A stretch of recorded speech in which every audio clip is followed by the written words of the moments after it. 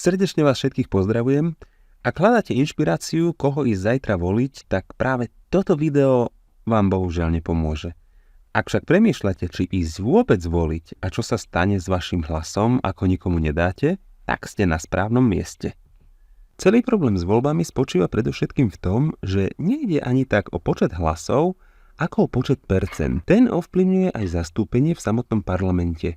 Predpokladajme teda, že máme 5 politických strán a 20 voličov. Výsledky takýchto volieb by vyzerali nasledovne.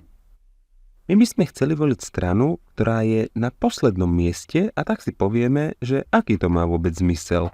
Aj tak sa moja strana medzi víťazom nedostane. Aj tak na prvom mieste bude určite strana, ktorú voliť nechcem. Radšej teda hlasovať ani nejdem. Myslíte si, že sme týmto znížili hlas len jednej našej vybranej politickej strane? Bohužiaľ nie. Pozrite sa, ako ovplyvnilo neodovzdanie tohto hlasu výsledok tej prvej politickej strany, ktorú sme voliť v žiadnom prípade nechceli.